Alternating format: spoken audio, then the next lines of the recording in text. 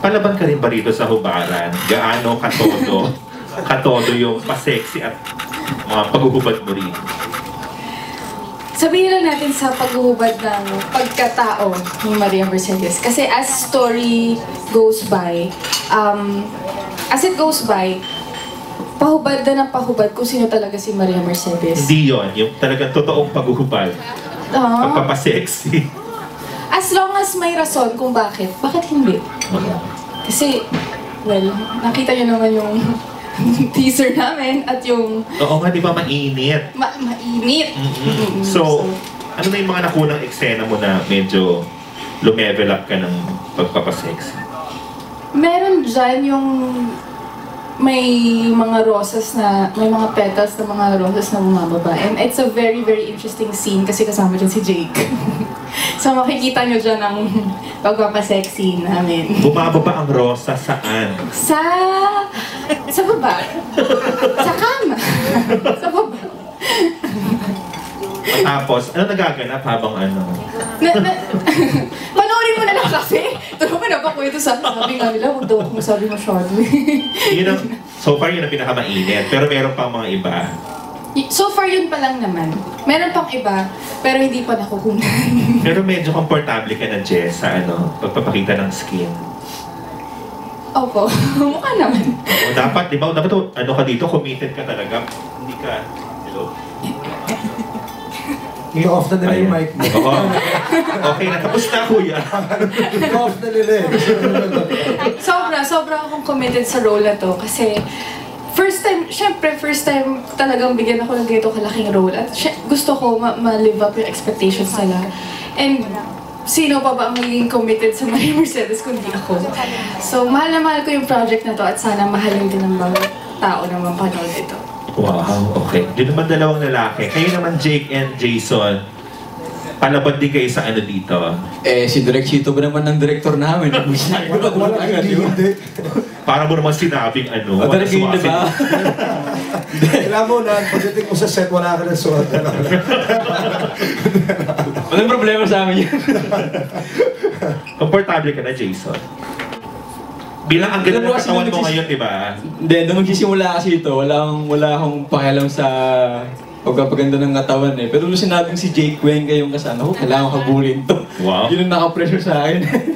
Kasi ako yung hindi komportable sa project na to. Ganang damit, na maghubad na lang. Oo, bago sa ito, Jake, di ba?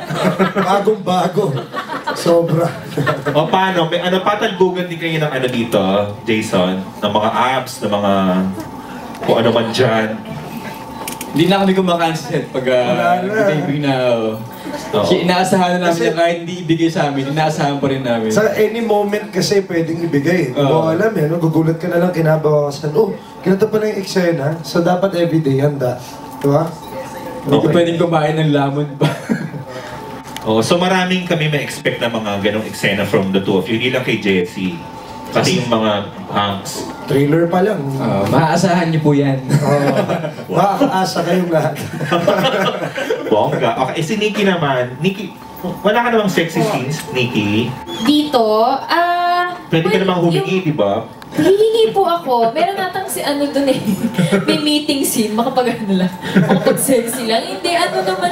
Ano ba, feeling ko po kasi yung character naman niya. To begin with, yung mga damit niya. Kasi nga ano siya, laking abroad, sophisticated. Pero ano naman po, within the limits of MTRCB naman po. Oo, pero pwedeng magsaswimming ka sa swimming pool, ganyan, di ba? Meron din naman. Wala pa naman akong nababasa. Ay, hindi, meron tayo. Meron tayo. Boracay. So, oo. Meron naman. Basta yung ano naman po, nasa lugar. Kasi alam nga naman pong mag-long sleeves tayo sa beach, di ba po? So, nakatupis ka sa Bora, syempre. Why not? Yes. Okay. So, si sexy ka rin dito, Nikki. Bilang Mystica pangalan mo, baka nag-i-split ka rin dito, di ba? Naka-chunky boots din po ako. Platform boots. Oo. Magaling ka ba mag-split, Nikki? Wala pa po akong nababasa sa script. Padagdag po natin. Miss Des, ha? Script, ano? Oo. Bukod doon, Trust Nikki. niya. Ito seryoso. Bilang, di ba, may hugot naman yung kontrabida talaga. Napaghugutan mo ba yung mga, recent? Di ba kinokanik pa rin, di ba? Oo nga. Meron bang bilang, di ba? Siyempre lahat naman ng paghihiwalay masakit, di ba? So, Opo. meron ka bang napagkukunang something doon sa nangyari sa inyo ni Billy recently? Ay, ang naman po kasi, ang Maria Mercedes, nakita niyo naman po, siya, fun, light. Hindi naman po siya singbigat ng mga nakaraan ng teleserye. Of course, by still dealing with the issues in life. Pero hindi po siya ganun. So far hindi ko pa lang po alam kung ano itatakbo ng character. Pero so far, hindi ko pa naman pong kinailangang humugot sa kaila-ilaliman. Oo, pero Dahil medyo naibaan ko na po So, pero nakakatulong yun sa pagiging actress, di ba? definitely, lahat naman po talaga ng pagsubok sa buhay will not only make you a better person, but for me, I think will make you a better artist because you become in touch with the very foreign emotions, very unfamiliar experiences in your inner man na mga pagsubok lamang ang magdadala sa'yo. So definitely, nakakatulong siya sa growth mo as a person and also as an artist. Ang taray ng mga inner man. Inner man. Ay, ganun pala. Yes. Nikki, how are you na? Kamusta ka na ngayon? Okay Are you na. moving on? Are you ready to fall in love again? I have moved on, definitely. Okay na po ako. And syempre, dala yan ng tulong ng mga nasa paligid ko rin. I really appreciate everyone who respected my silence, of course, dahil bukod sa, syempre, I understand we are in the public eye, pero may mga bagay na I would have preferred to keep to myself. So, malaking tulong po yung respetong naibigay sa akin. Yes, I have moved on. And ako po, malaki ang paniniwala ko that parang God has His own time frame for you. Kung sakaling dumating yung tamang person next month, bakit naman hindi, di ba? Basta alam na mararamdaman ko na yon dahil alam ko naman na ang Panginoon ay may plano para sa akin. Kaya hindi naman ako nagdaan dun sa bitter stage na ayoko mag-date, ayoko ng ganyan, di ba? I'm definitely not closing my doors. Wow! Ang bongga nung next month, agad. Huwag naman pala, binabawi ko yung next month kasi magsa-start ang Mercedes next month, busy tayo. 60 years ng ABS next month. Oo, kaya nga. So, wag Perfect pala timing next yan. month. Oh, next month. Pwede Next, na. yan. Okay.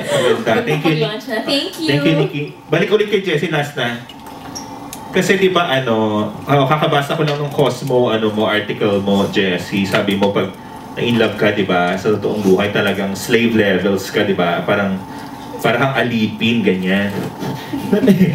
Yun eh. Oo. Ngayon, mukhang dumadami yung mga umaaligid sa'yo. Hindi naman sa pinag-push ko yung, yung love opinion dito ni Jake. Pero, pwede kaya na, kasi since nagka-pair kayo ni Matt last time, nagkaroon kayo ng, di ba?